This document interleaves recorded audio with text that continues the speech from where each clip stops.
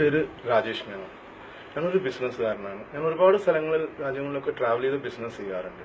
ഞാൻ ഇപ്പോൾ ഈ കാര്യം പറയാൻ കാരണം, ഞാൻ ഈയിടെയായി സോഷ്യൽ നെറ്റ്വർക്കിങ്ങിലും ടെലിവിഷനുകളിലും പത്രമാധ്യമങ്ങളിലുമൊക്കെയായി മലപ്പുറത്തെ വിജയം ഒരു മതത്തിന്റെ അല്ലെങ്കിൽ ഒരു മുസ്ലിം മതത്തിന്റെ വിജയമായിട്ട് അല്ലെങ്കിൽ ഒരു ന്യൂനപക്ഷ സമുദായത്തിന്റെ വിജയമായിട്ട് ചിത്രീകരിച്ചതായും വോട്ട് തേടാൻ പോകുമ്പോഴും ഇത് കക്ഷികളും പല ആളുകളും പറയുന്നതായും ഞാൻ ഈയിടെയായി കുറച്ചു കാലം നാട്ടിലുണ്ടായി കേൾക്കാനിടയായി.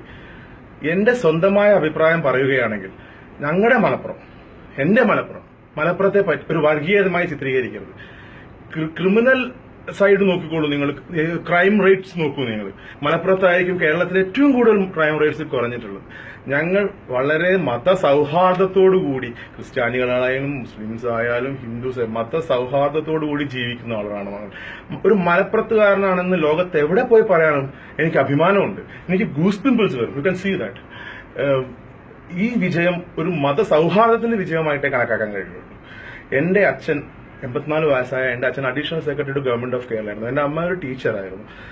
എനിക്ക് ഓർമ്മ വെച്ച കാലം മുതൽ അവർ കോൺഗ്രസിന്റെയും ലീഗിനും ഒക്കെ വോട്ട് ചെയ്യുന്നുണ്ട്. അവർ കോണിക്കാണ് ഏത് കാലത്തും വോട്ട് ചെയ്തിരുന്നത്. അത് എന്തുകൊണ്ടാണ്? ഞങ്ങളുടെ നാട്ടിലെ മലപ്പുറംകാരുടെ മതസൗഹാർദ്ദമാണത്. അതാണ് ഒരൊറ്റ അപേക്ഷ മാത്രമേ എനിക്കുള്ളൂ. ഞങ്ങളുടെ മലപ്പുറംകാരെ കൊച്ചാക്കി കാണരുത്. ഞങ്ങളെ ഒരു മതപരമായിട്ടുള്ള ഒരു സ്ഥലമായി കാണരുത്.